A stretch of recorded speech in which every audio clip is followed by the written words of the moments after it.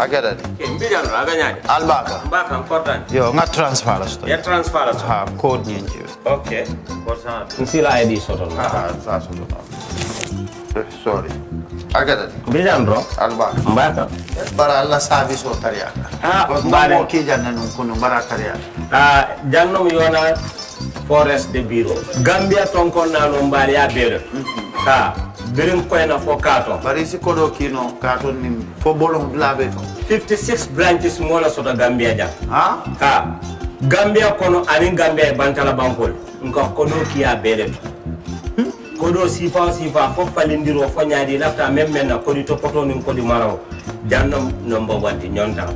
Andum fana nata anoda enterprise sotale. Wala nyindi ko domorol fana kol fana be firale de dadi ma ni domorol ni fana be teat. Gambia dawda yalo ngam fa kendol sotale je. Wo moy o diat.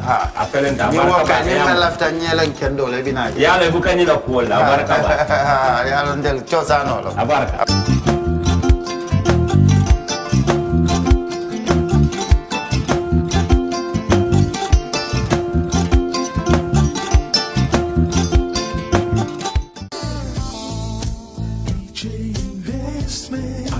Of owning your dream homes, EJ Investment is here for you. Secure our quality bungalows with 2, 3 or 4 bedrooms, or our story buildings 3 or 4 to 5 bedrooms at very affordable prices with flexible payment plans at our Sanyang Seaview Estate, where you can enjoy the cool breeze with modern infrastructure such as tar roads, covered drainage system, modern electrification with street lights, gated entrance with security posts, and social amenities such as gas station, shopping mall, medical clinic, park, schools, children daycare, and a lot more. Our dedicated team of professionals will keep the estate clean at all times, provide security and patrol team within the estate premises, install latest technologies such as CCTV, Wi-Fi, home network installation, solar panel, and power backup system. Also, check out for our additional home facilities and interior design service such as premium tiling, wall plaster, home landscape, fingerprint home lock, and a lot more. Visit our office at Senegambia Kololi Highway and get a free site visit tour, or contact us on 4464-838. WhatsApp us on 3259220, or you can visit our Facebook page or Instagram on EJ Investments. EJ Investments, we are first in properties.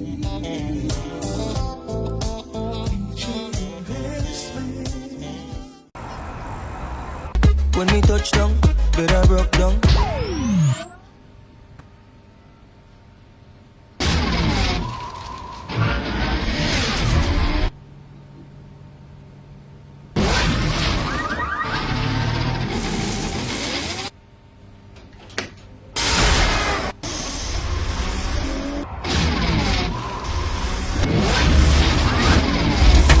Gamtel G-Fiber, now you can enjoy super fast internet in gigabytes. G-Fiber is affordable, stable, secured, and accessible to homes, businesses, and enterprises. With Gamtel G-Fiber, the future is speed. Gamtel, creating a brighter future in communication. That's how she became mine and see the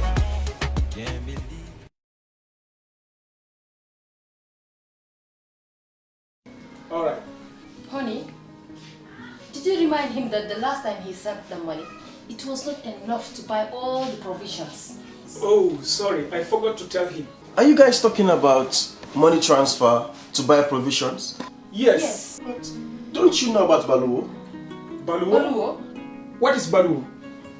Baluwo is a service that your son can use to send provisions directly to you guys from the shop.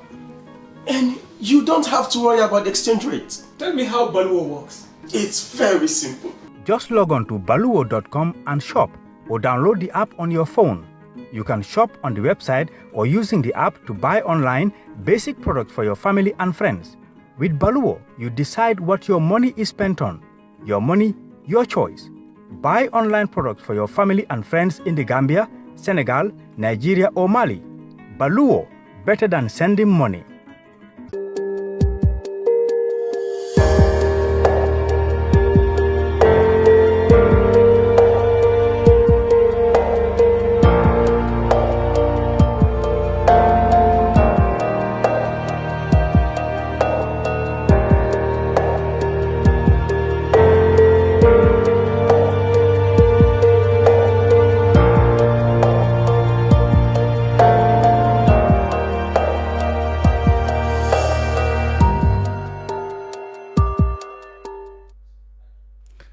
Hello and welcome to the Brunch on Kerr Fatou Live. I'm Labin Cham, welcoming you to yet another edition of our weekly current affairs program. This week, welcome once again, we're going to discuss about life and death issues, as well as bread and butter issues currently affecting our country. Yes, we will talk about health and wealth. Now, the National Assembly Select Committee on Trade have been busy scrutinizing the current growing hike in prices, in commodity prices, or essential commodity prices in the country that is really hitting the pockets of the citizenry. They have been busy talking to the authorities and examining the policies that they said led to this worsening economic situation.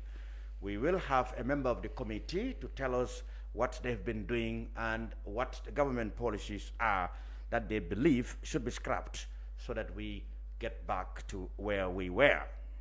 First, though, there have been a major medical breakthrough in the Gambia, which we all celebrated last week. For the first time in the country, doctors at the RVTH, I still call it RTH, or Edward Francis Hospital, have been able to replace a knee of a patient.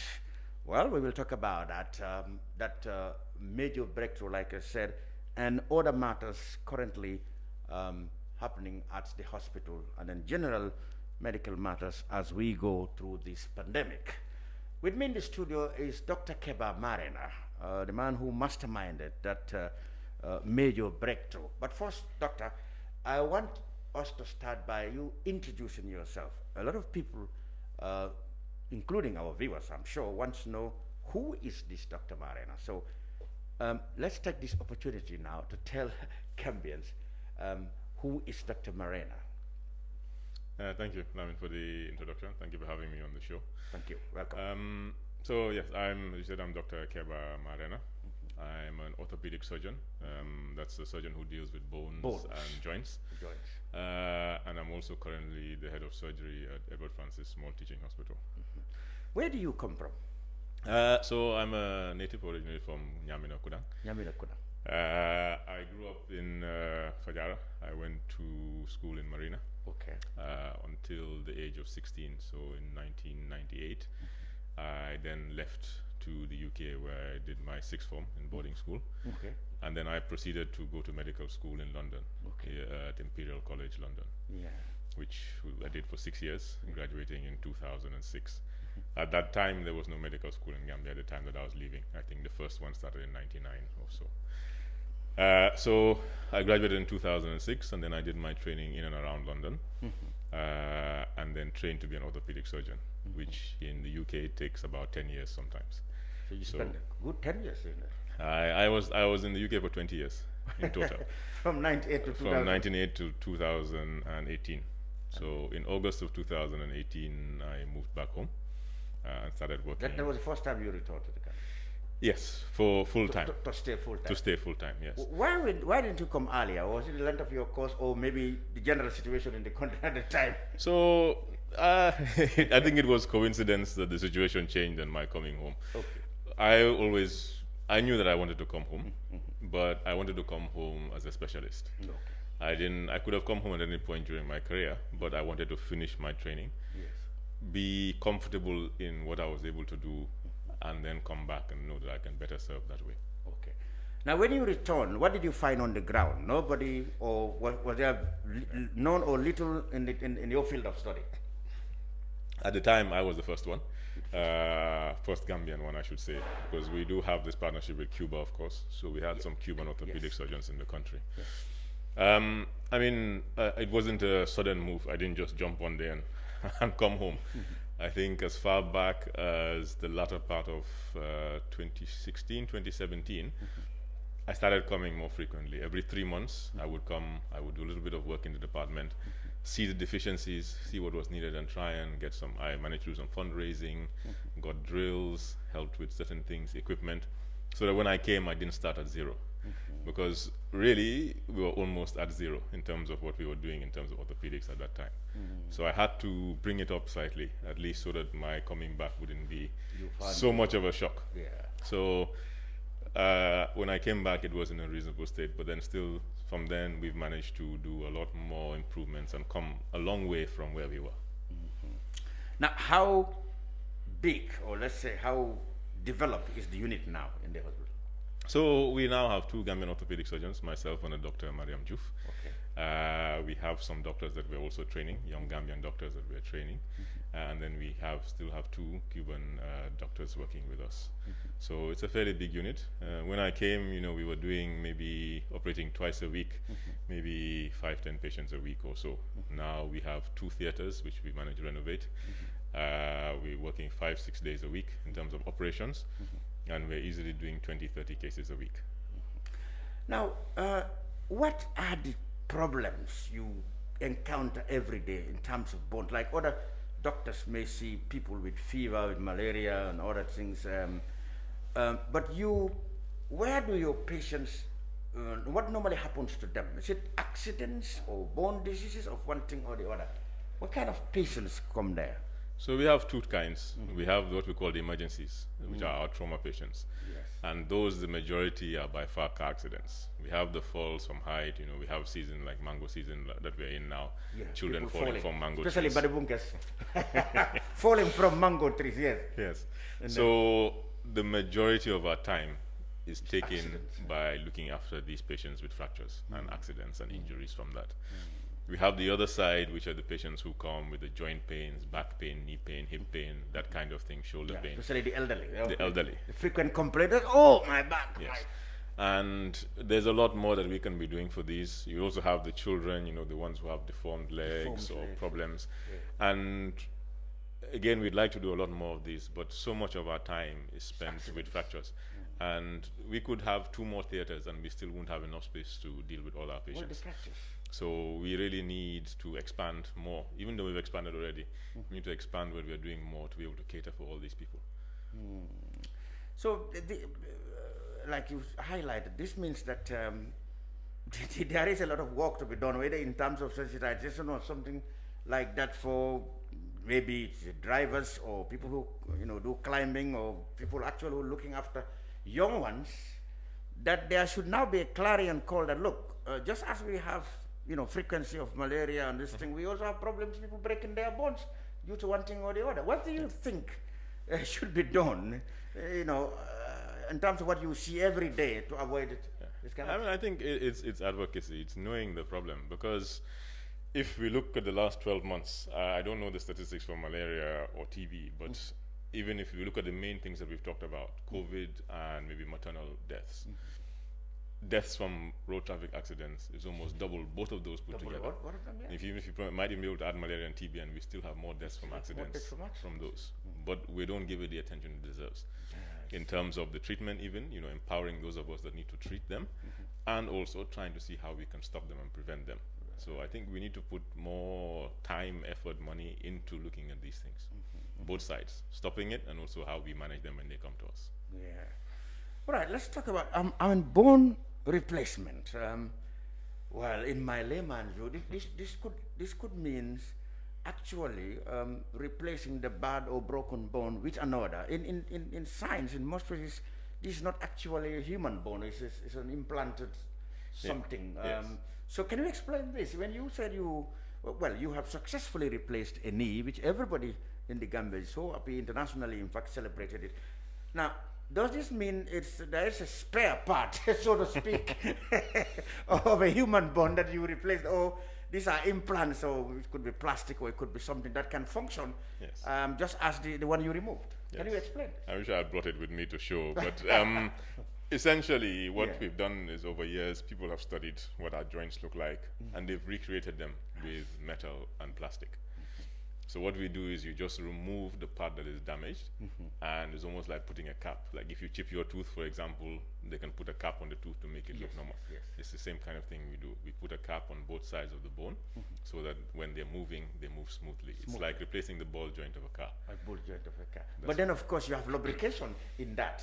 How do you lubricate this one? So the body produces a little bit of lubrication, and so do the things that we put together, because they're engineered in such a way that they move together. But of course, it's not going to be like your normal joint. So they don't last as long as what your normal one does. So they have to keep replacing them? Yeah, so 15, 20 years maybe.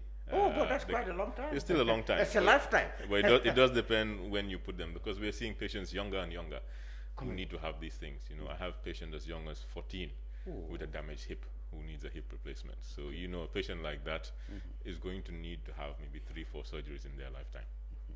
So let's talk about this particular one. This one you've successfully, you know, conducted. And I mean, we saw pictures of it. It was like a beehive. All of you were clothed in this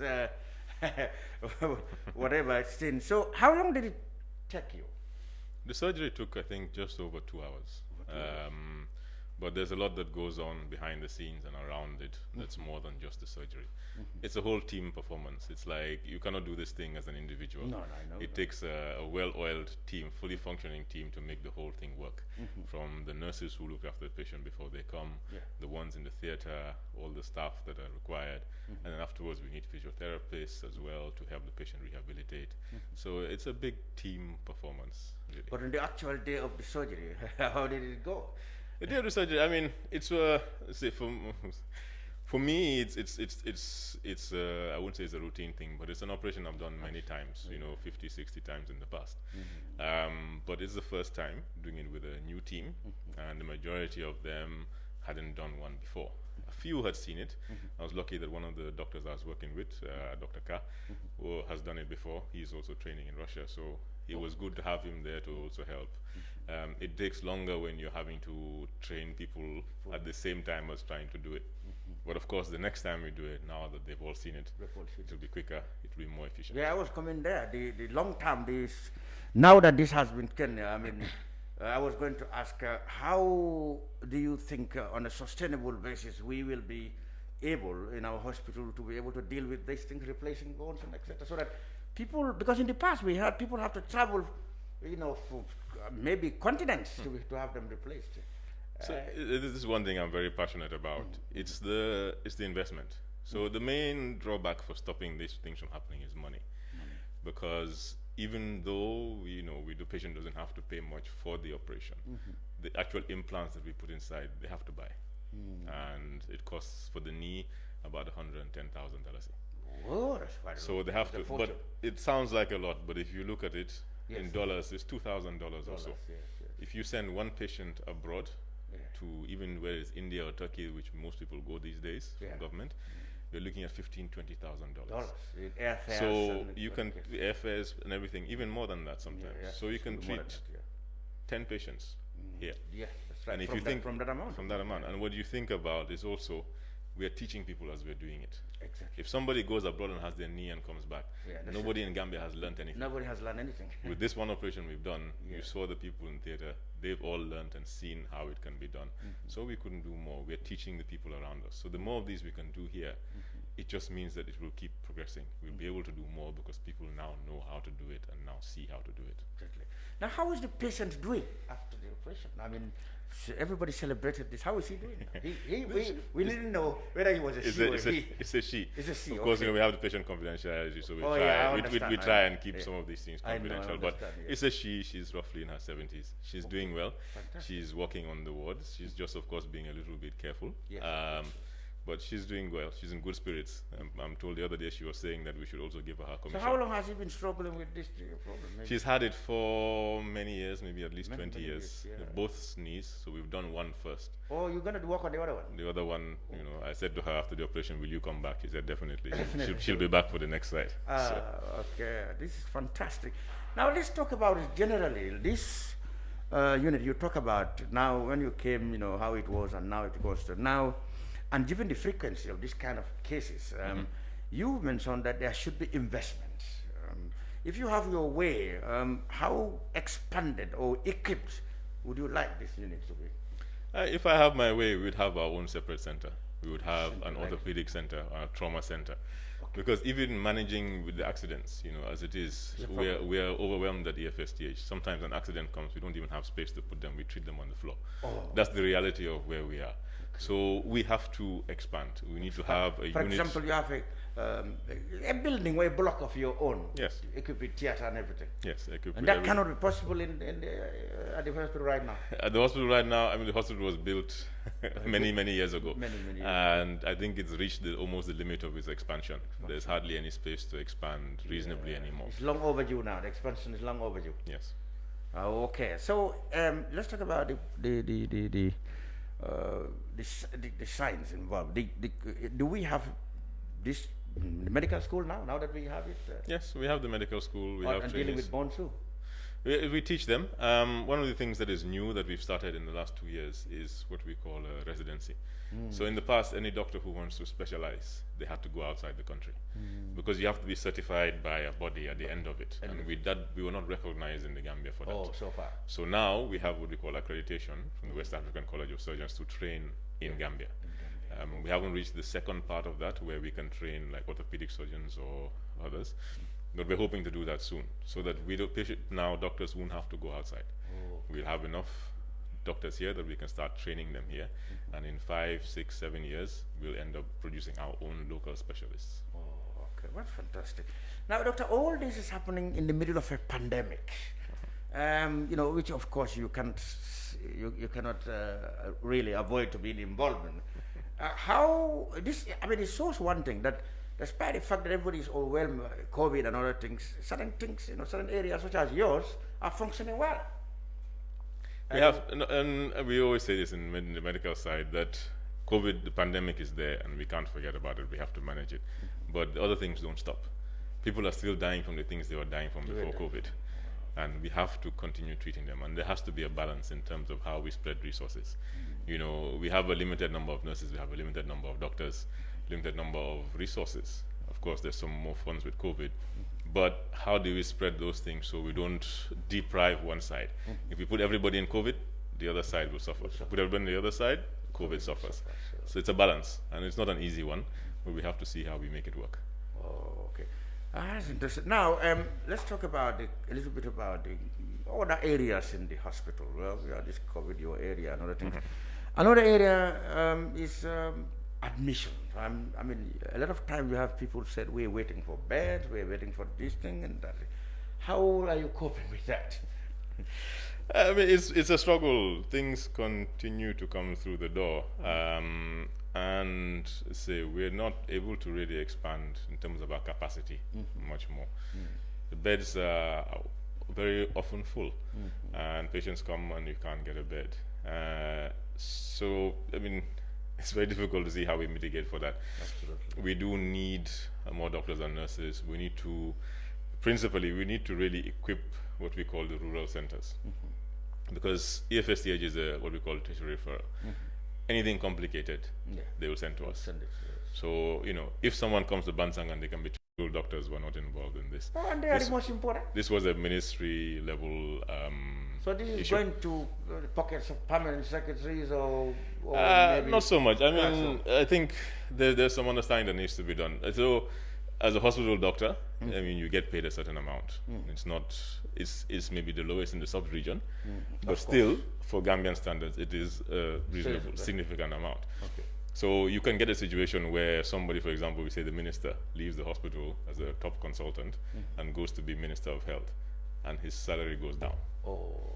So you have to address that situation. Because as they say, we want good doctors, but also we want good leaders too. And to be able to attract those people into that ministerial system or the system of the ministry, you also have to remunerate them adequately. They cannot be taking a pay cut to do more of a job even, because as a minister or director of health services, you're looking after the whole country. Okay, so which brings me to as you mentioned about the drain. I mean, I think if we are honest, really, you can't compare private and hospital system. I mean, if you base it strictly on money, we can't keep people in the public system and stop them from going to private. But what we can do is make their lives easier. Because a lot of people come and you get very frustrated with the system. You get very frustrated with the lack of progress and the lack of wanting to change. Because you come with your ideas, we all go out, we get experiences elsewhere. you come in and you want to change X and Y, and the resistance to change is so much, that frustration alone can drive you away. And it's never about the money. Because if it was about the money, none of us would be working in government. But at least if you know that you are making a change, you're making a positive impact, and people around you are empowering you to do that, then you stay. I see. And that's what I was going to ask. I was going to ask, how do you people, with all your, qualifications and the potentials to become, or institute, let's say, one of your own, but you still really want to come back to the public? Yes. So, there was only one option for me when I was coming back. I was going to work at AFSTH. I worked there for my time, 8 o'clock till 4 or later. And at the end of it, then I can go any free time I have. It's my time. I'll do private work. But I am dedicated to my hospital work. Absolutely. Now let's talk about contemporary issues. Just now on the COVID we were talking about it, the government has come with a press statement to say now they have what you people call rapid diagnostic test at the Banjul International Airport. Now, people who come from countries they categorize as hotspots will have to be tested at the airport, and now they have the capacity to test them and get the results as fast as possible. And if you test positive, you will have to, according to them, you will have to be quarantined, even if you come with a PCR negative test. How did you see the news? There is the availability now of rapid diagnostic testing facility. How do you think this will help? I always have two issues with these things. One is with a statement, you have to be explicit. You have to cover all possibilities as much as possible. You can't 100%, but you have to cover possibilities. So everybody needs to know in that statement, one, if you're going to quarantine, who pays for the quarantine? Are you paying for it? Is somebody else paying? That's not in the statement. Two, the test. Is it free? Do you have to pay for the test? I think it needs to be. Otherwise, people will come, and then that's where problems start happening at the airport. You start seeing scuffles or whatever is happening because it wasn't made clear from the start what the obligation is to the passenger and what the obligation is from the government. And I think you have to separate those two so they know clearly. And the second one is, again, sometimes, in a country like ours, very few flights come directly. So when you label these hotspot countries, how far are we going to look at people's route who are transiting and how they came? They transit. This might be referring to people directly coming from London or from there. But then you are like you said, they could travel to other places. Yes. So maybe Turkey may not be on that list. But if you are coming from somewhere, you have to go through. You go through Turkey and come when it looks like you came from Turkey. So how do you capture the actual origin or where these people have come through? And I think maybe you make it blanket, everybody goes through it, or you have to be very specific and look at people's travel itineraries. And they said those who tested negative, even though they test negative, they will still have to be cautioned, and they will have to be subjected to, maybe if they see symptoms or whatever, they should still. What I'm trying to get at, is there any difference as to what is available here apart from the rapid testing diagnosis? In fact, that one advised us, how does it work? I think just to go back a little bit, I think one of the important things people have to know about COVID is, I don't think either of us have it, but you and I could have COVID right now. Yes, we could. And we could test right now and be negative because it's early. Oh. And in 3 days' time, we test again, our test is positive. Oh, I see. So. And also, right now we feel fine, but in 7 days' time, we start feeling sick. So even and then there are cases where you will not even feel sick. Yes. So even though you arrive or you did your test 72 hours before and it was negative, in that time you can still become positive. So it's good to test again, and it's also good that if you see any change, you have to go and check. You shouldn't just say, I tested last week, it was negative, so that means I'm fine. Because it can change at any point. You can actually have it early and not test positive. How about these vaccinations? In your experience, there have been, let's say, I will not say misgivings, but certain reservations about this, the current vaccine we have here in the Gambia, which we had in other areas. Some countries had to stop and review it because they allegedly said they suspected it is connected with blood clotting problems. From what you have gathered from various countries that have already started, rolling it out, including the Gambia, do you think there is a scientific link, or definitely, or something that we are sure of, that it certainly may have connections with, with people who have taken it, developing blood clot? I think, I'm not an expert in it, but I don't think anything was concretely proven. And I think last time I looked through it, we were talking about 36 people out of about 20 million who took the vaccine and had the clot. And that is a tiny number. And what was being said was that if you look at the normal population, more than that amount would have expected to have clots, even if they didn't have the vaccine. So, I mean, I'm slightly cynical when it comes to the vaccine. I think when we have competing vaccines, that it doesn't just become about the vaccine. There's other interests, the political interests, financial interests, and other things come in. It depends on where this one's developed by UK, this is developed by Russia, America, and those issues also come into it. I think for those of us in Africa, we have to think about what is best for us. I mean, this vaccine, as far as I know, is probably the most conducive to our condition. The temperature it needs to be stored at.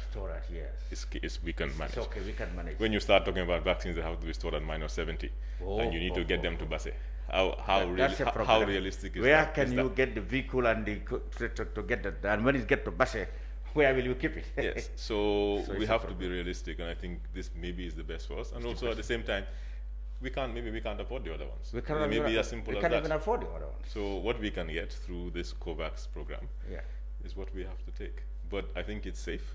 It's safe. I've taken my vaccine. I would encourage everybody to take their vaccine. Exactly. People have misgivings, but at the same time, we vaccinate our children without asking questions.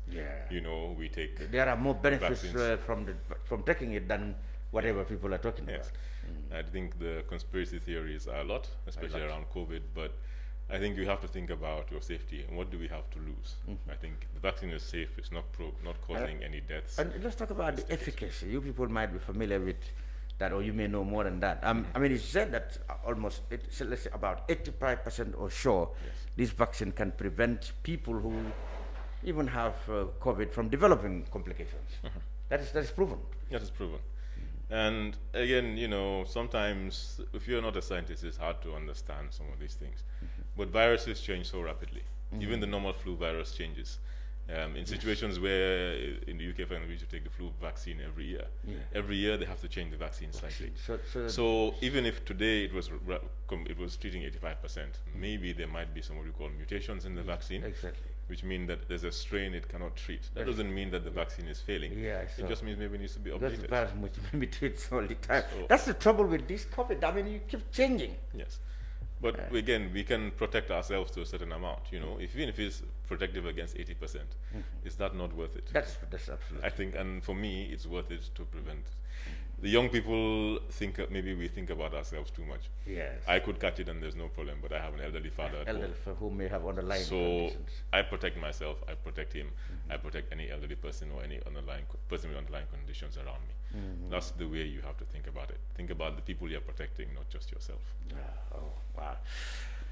Doctor, okay, let's talk about general matters now, finally. How, in your perspective, is our healthcare delivery service doing now?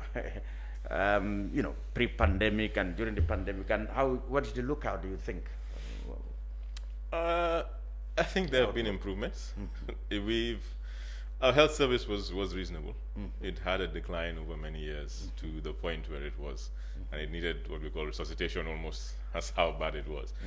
But it is improving to some extent. But people really have to be, as I keep saying, you need to be realistic about what is achievable with what you put into it. If you look at the government spending into healthcare, it was, I think, 8% last year of the total budget. If I may not get the figures exactly right. But, you know, with that, how much are we going to be able to achieve? If you think about what you can get, if you go to hospital for $25, you can get drugs worth $5,000-6,000 with a $25 prescription. Oh, really? Yes. That's happening now. So yes. So for this operation I did, for example, the cost of surgery to the patient was maybe $500. Okay. The bed fees that they'll pay for 1 week in hospital will be under $500. So you pay $1,000 and you walk out of the hospital. Wow. The hospital has spent $15,000-20,000 on you. So Wow. where is that shortfall of money going to come from? That's interesting. Someone has to pay. Absolutely. Government, the patient, or a national health insurance scheme. But money needs to come in to get results coming out. Absolutely. Healthcare doesn't happen free of charge. Yeah, absolutely. Yeah. And then, of course, I was going to, recently you had in Parliament, the minister saying that most of the drugs, or a lot of them that comes into the country, are actually consumed by people who are not Gambians, who are known to be foreigners, but then because they come with Gambian IDs, they have to be served as Gambians.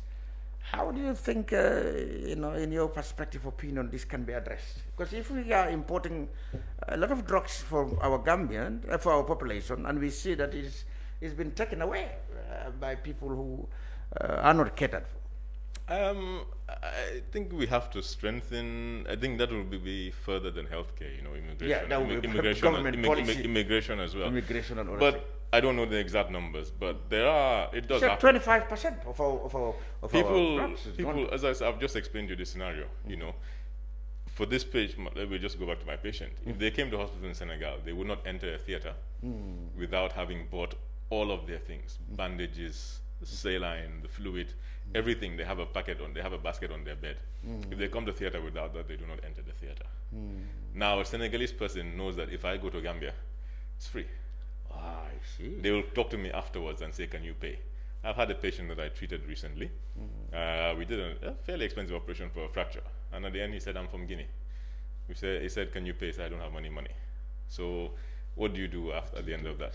Nothing. Yeah, you have to. So, but we treat first and ask later, and that's the way we. And work that's definitely. It's the Gambian way. It works for unlike, Gambians. It's but unlike some criticisms I had of the police. They will say, "Okay, some doctors. Go and get a police report for." What do you do? How do you tackle those things? You have people say, "Go and get a police report first." If, for example, people are suspected to have been involved in a fight, go and get a police report first before I can treat. I mean, it doesn't make sense to me. It doesn't, and there are some issues in the system that need to be sorted out. But things have to be highlighted to be sorted out. Sometimes it's because that doctor has then had an issue previously when they treated someone without getting a police report. So they also don't want to be in trouble. I don't want to speculate about exact situations, about exact scenarios, but those things do happen. So you try and protect yourself too, as a professional sometimes. But it should be treat patient first.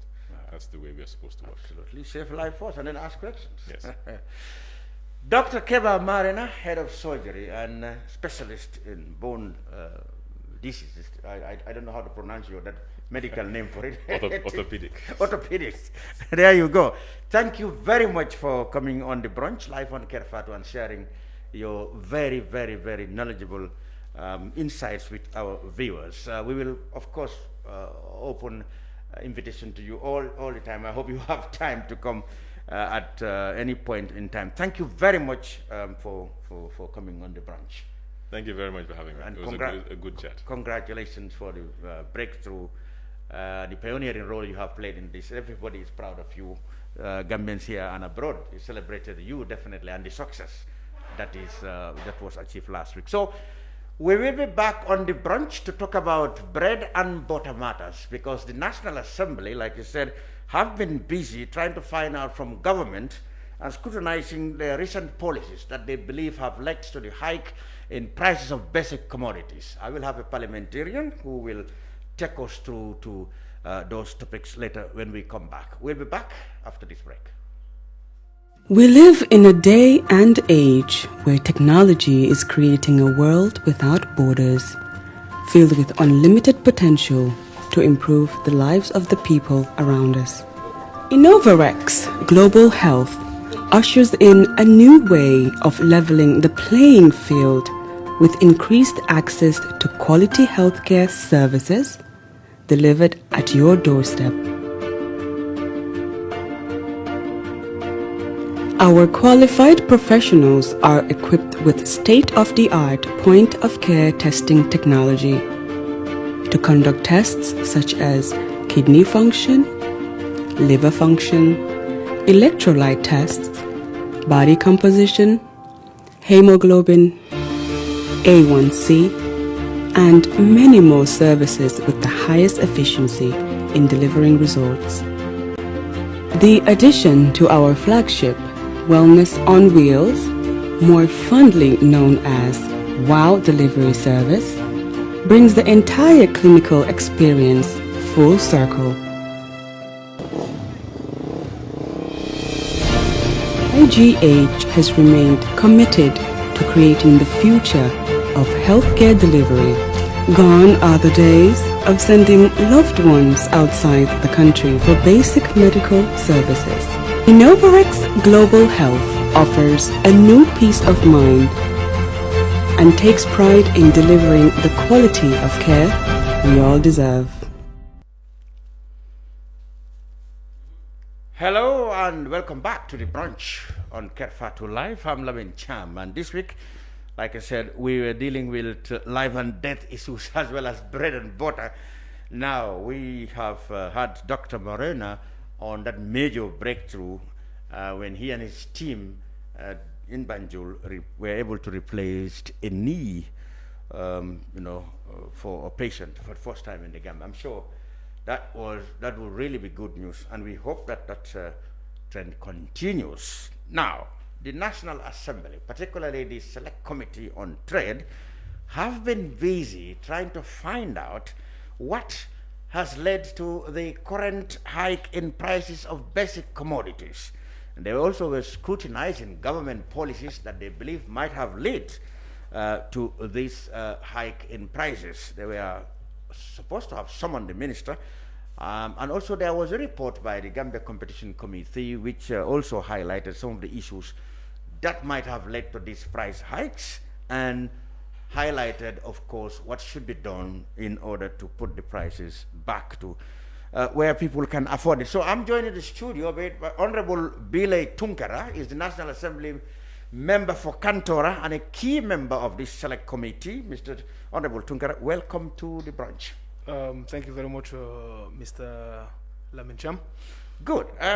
Tell us, for example, throughout last week, you've been busy, your select committee in particular, and I think at some point in the plenary, you've been concerned about these hikes in prices. For example, now it has been said that a cement bag will cost $400, or more, if it is available, that is.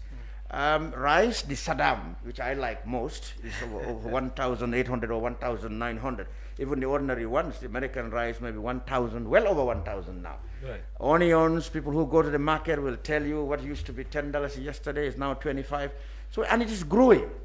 So I guess you people really must have been concerned. So tell us, what exactly were your concerns and what you have been doing? It must be said that we had government issue the press release trying to, categorize cement and other things under basic commodities, and they also talk about a price tag, as to how they should be sold. But tell us, Honorable, how have you been dealing with this in the National Assembly?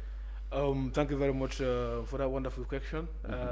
As you alluded, Honorable Billay Tunkara, member for Kantora constituency, as the vice chair of a trade committee in Parliament. In the Parliament, this is a concern for every Gambian, and as a parliamentarian or people representatives, we are duty bound to echo the cry of people that we represent in Parliament. And as a result, this whole issue came as a result of matters of the day, which has been the talk of the town, and led by a member for Kiang Central on a matter of the day. And basically we contributed, I personally, in my intervention, I did reiterate the need for government intervention, and also to really go back to drawing board to really fix a price cap, because we cannot allow the businessmen to exploit ordinary Gambians, to take advantage over a situation. In the name of a free market. In the name of free or market. Demand and supply. The laws of demand and supply. Yes, and we believe, of course, little or no government interference in the market regulation.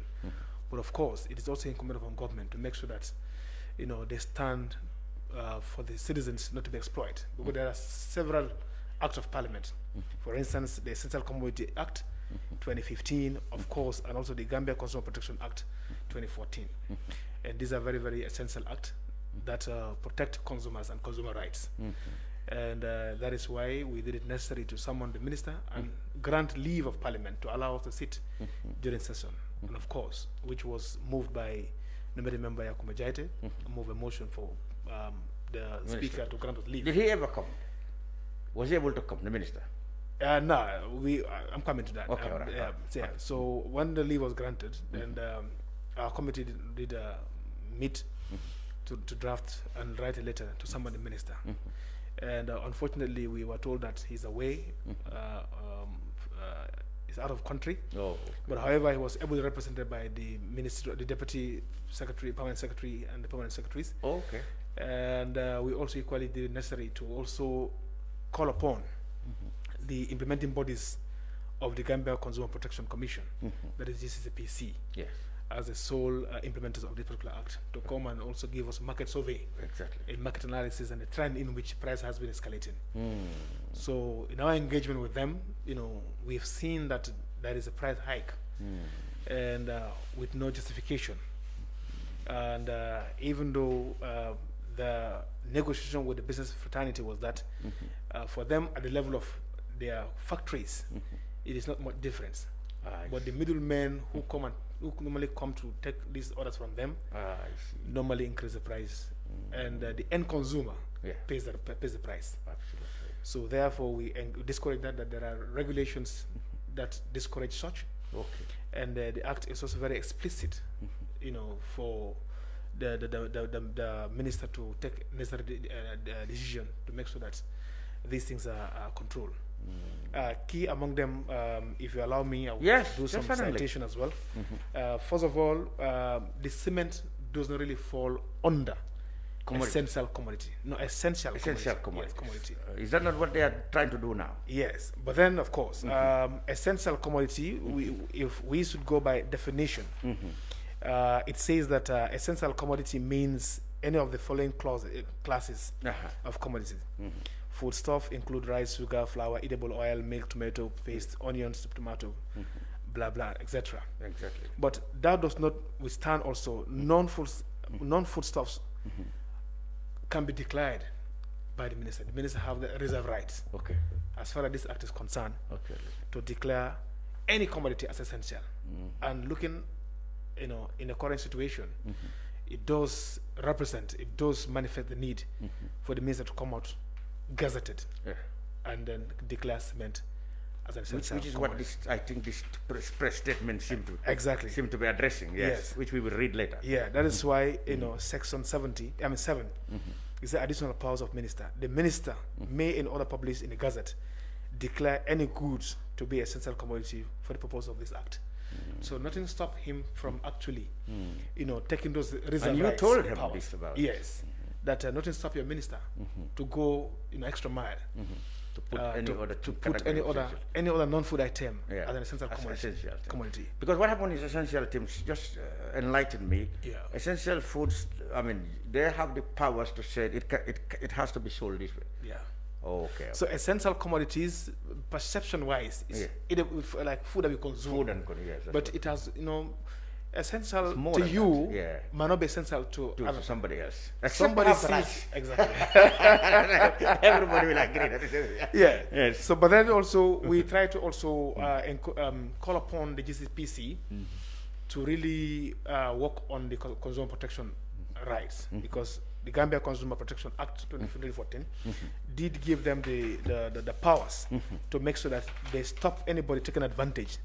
The section 5 of the act does indicate that through sufficient and timely information on technology of goods and services offered in the market, as well as on prices, characterize quality and risk that might be involved in the consumption thereof.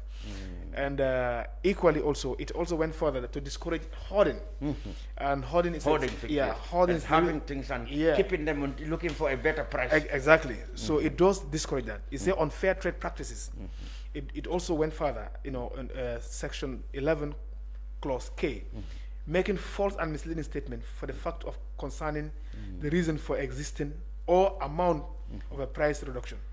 It also went for bringing about manipulation of prices or conditions of delivery or effect of the flow of supplies in the market relating to goods and services. So if you are trying to manipulate things that, as a result of our container is having an issue here, so that doesn't really give justification. We will only accept this thing when there is a price change in the world market. Cement has increased here and there as a result of this. Exchange rates, these are justifiable. But because of, jar oil currently is not producing, then there is a gap because jar oil constitutes 40% of cement production in the country. Okay. So when jar stops operation, the nation suffers. So that's what's really happened. Jar has no stock, according to the market survey report. What about Gazem? What percentage do they produce? Yeah, Gazem, Salam, and yes, you know, share the remaining percentage. But Jar take 40% of that. 40%. Yes, yes. So therefore, it shows that Jar produce huge chunk of the market. Okay. So when Jar sneezes, the rest catch a cold. So they've sneezed this pattern. They were short. They were the ones who were short on their supply. they were really short in terms of production capacity. However, they also lay complaint that they want NAWEC to be giving them light during weekends. Which the minister was, I mean, the MD why of NAWEC was why do they need light on the weekend and production? Production. Yeah, to replace the gap Jar creates. I see. For them to be working even during weekends. During the weekends. You understand? Okay. So, but then also, according to them, reasonably there is no much changes in the factory price. Okay. The issue are on the retailers. That is why we call on the minister. Middlemen. Yeah. That's why you call on the minister and the permanent secretary to work in house, not only on cement, but of course other essential commodities. I see. That is the rice, the sugar, because we are facing a festive period in this country, and Gambians are fond of doing this thing, or businessmen per se. You know, because the record purposes are fond of increasing price unjustifiably. Yeah. Especially when feast are coming. Feast are coming. The Ramadan, the Korite, and Co. So we asked the minister and the permanent secretary to go back and fix those price caps. You know, the edible oil, the onions, the rice, and the cement. Okay. Yes. Now, at this point, let's take a look at what this might be the response of the ministry. Yes. To some of the things you highlighted to them. Yes. And they said the general public is hereby informed that the Ministry of Trade, Industry, Regional Integration and Employment, as part of its monitoring of prices of commodities, now has observed with great concern the continuous hikes in the prices of some of these commodities, especially cement. Following this observation, the ministry has conducted a series of consultations with relevant stakeholders, and it was confirmed that there is a disproportional increase between the wholesale and retail prices of cement. The factory price ranges from $265 to $285, whilst the retail price has ranged from $340 to $400 over the past few weeks. Now, the ministry wishes to inform the public that the Essential Commodities Act, enacted by the National Assembly in 2015, which you referred to, serves to ensure that in the interests of the general public, the importation, distribution, and retailing of essential commodities in the Gambia is regulated to ensure its availability at fair and reasonable prices. By this declaration, cement is now classified as an essential commodity in line with the Essential Commodities Act 2015. That's right. As such, all importers, distributors, and retailers of cement are required to obtain a license from the ministry with immediate effect in line with the Act. In addition to cement, all importers, distributors, and major retailers of the following essential commodities are reminded to obtain a license from the ministry by the 1st of May this year, and that is rice, sugar, edible oil, onions. I have to go up. Yeah, edible oil, onions. I must have touched. Yeah, in addition, edible oil, onions, potatoes, flour, chicken legs, and whole chickens. In view of this, government is imposing a price cap on the wholesale price of a bag of cement as $285 and a cap on the retail price at $305 with immediate effect. Any entity or person found selling cement at any price above the capped prices will be subject to the full penalty of the law as stipulated in the Consumer Protection Act 2014. So the general public is also encouraged to report any incidents of cement sales above the cap price to the ministry or the Gambia Competition and Consumer Protection Commission for immediate action. The dealers in cement are hereby reminded that the act of hoarding is against the Hoarding Prohibition Act number 8 of 2009. So the government seems to have listened to you and they're serious about this matter now. So that's right. It means now the highest I can buy cement so it's $305. If I get to the factory, I can get it for $285. Yep. So they seem to have listened to you. Definitely, because as a duty-bound representatives, you know, we must stand resolute at any time when there is a replica effect on the lives of people we represent.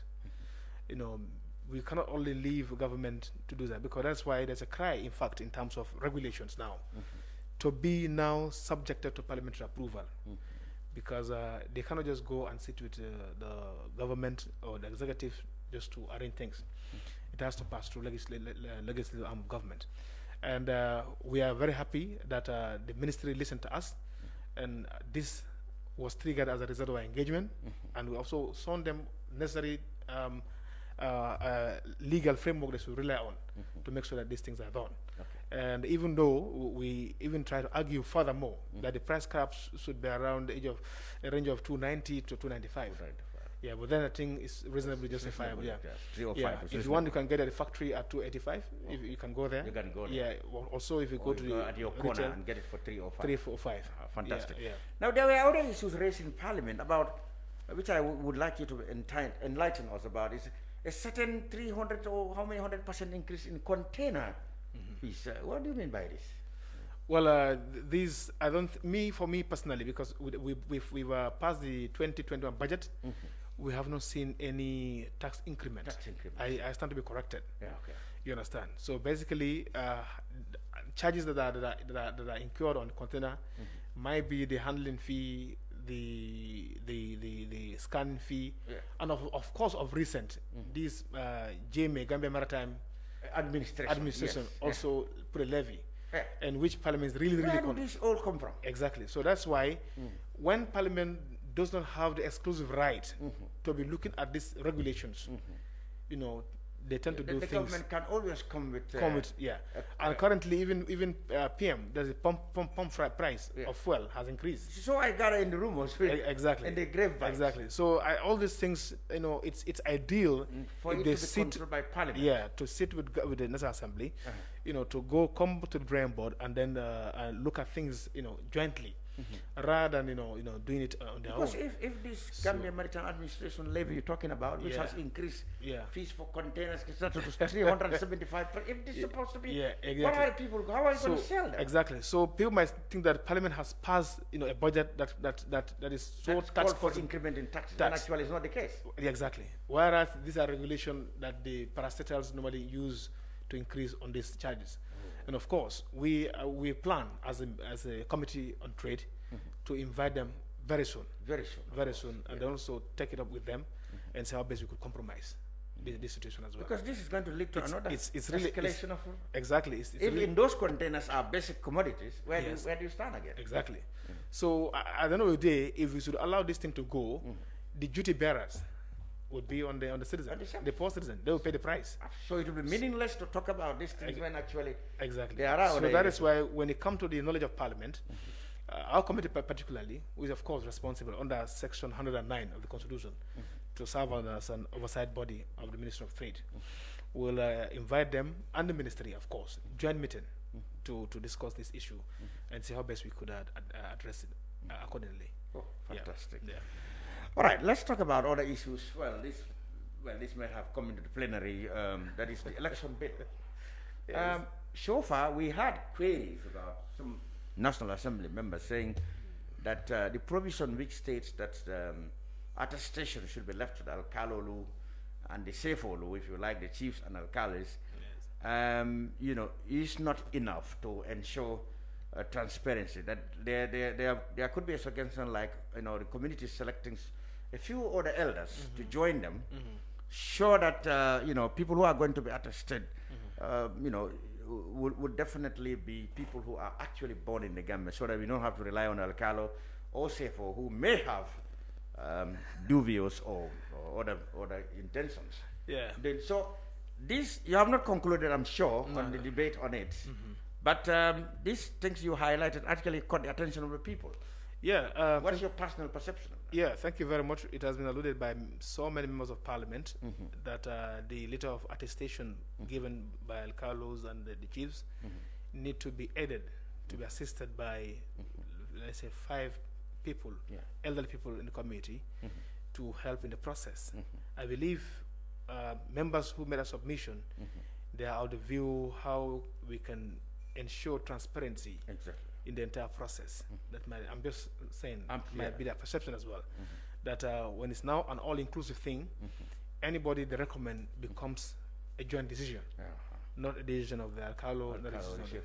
Yeah. So basically, of course, we're in democracy. People are entitled to their opinion, and the bill is before us for consideration. And to fine-tune the lapses as well.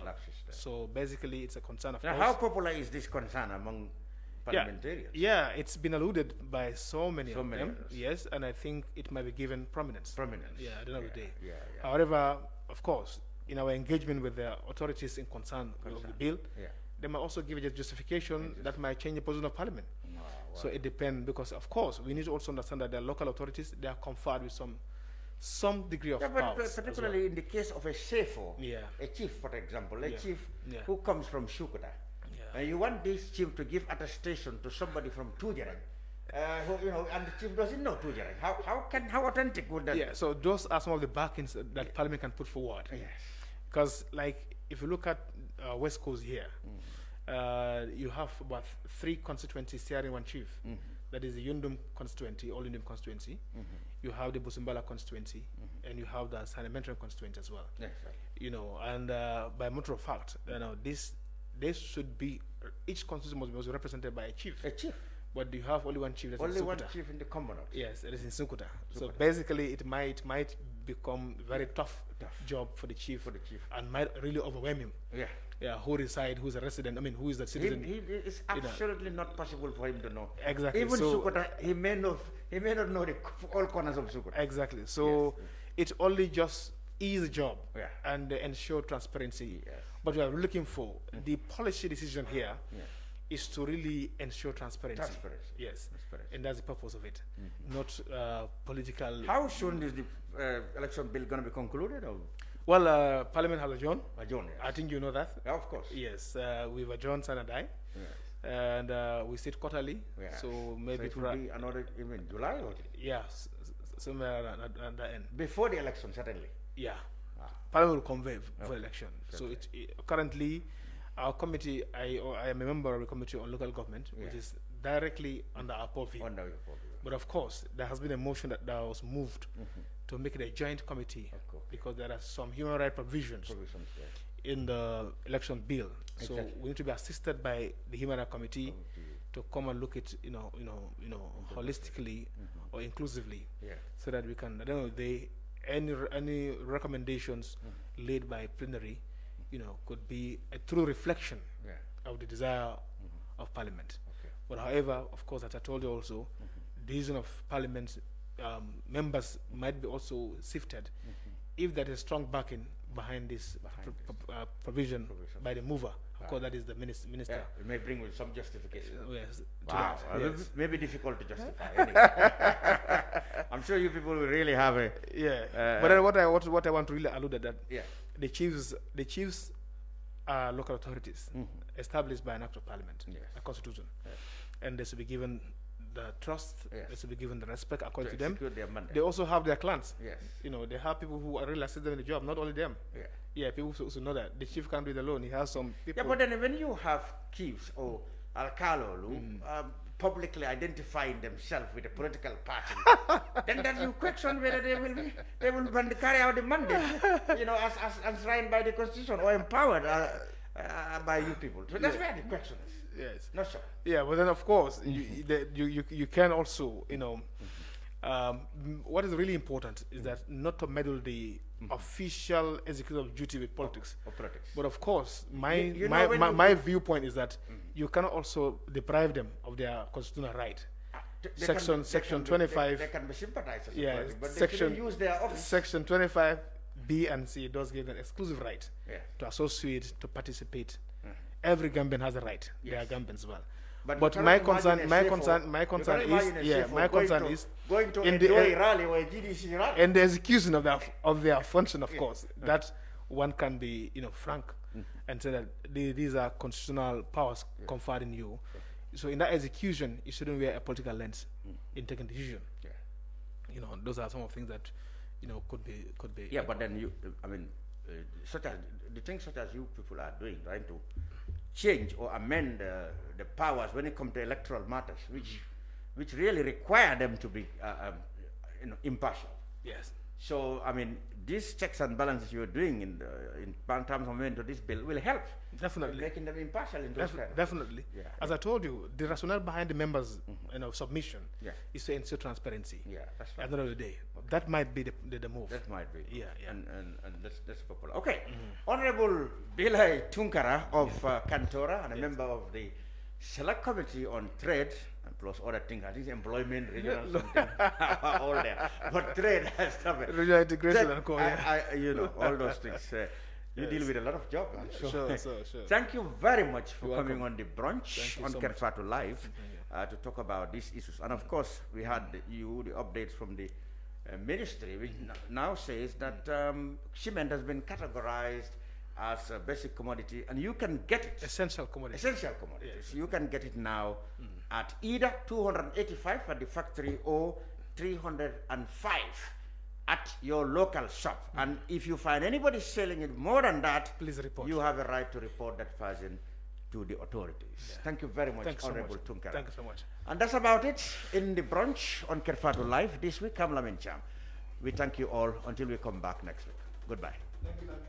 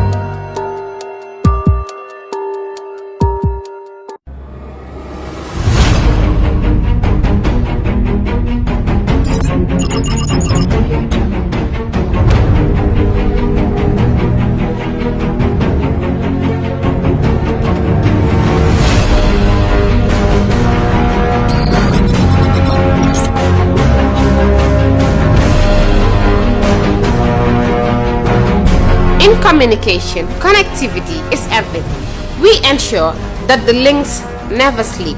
Quantities and qualities, all in our data service, providing efficient, reliable voice and data service. We believe if you're not up to speed, then you're going backwards. Communications have to flow as fast as the speed of light. Whatever business you're in, having someone who understands your needs is critical. That is why we just don't offer you technology, we offer you solutions. Enjoy Gamcel's internet broadband anytime, anywhere. Your national operator, Gamcel, Yaibaram.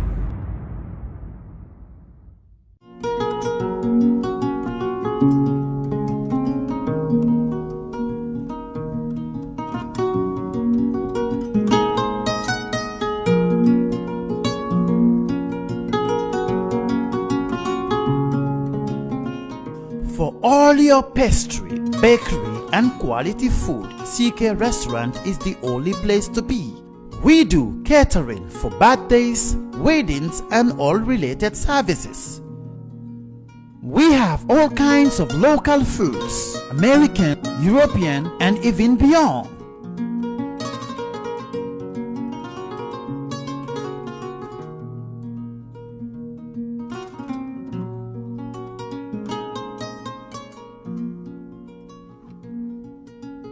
Come and have a taste of our local juice, ebe, and other services.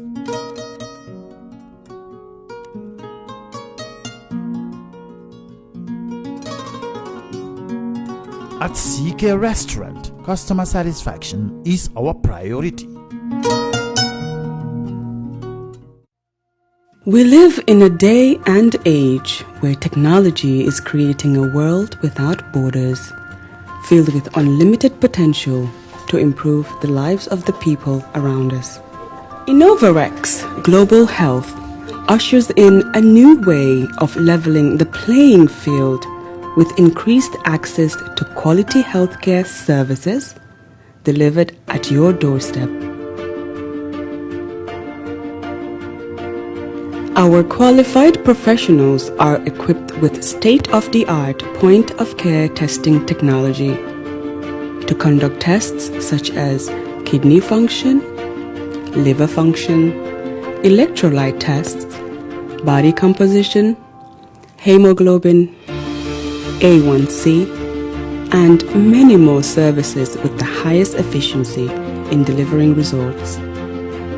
The addition to our flagship Wellness on Wheels, more fondly known as WOW Delivery Service, brings the entire clinical experience full circle. IGH has remained committed to creating the future of healthcare delivery. Gone are the days of sending loved ones outside the country for basic medical services. Innovarex Global Health offers a new peace of mind and takes pride in delivering the quality of care we all deserve.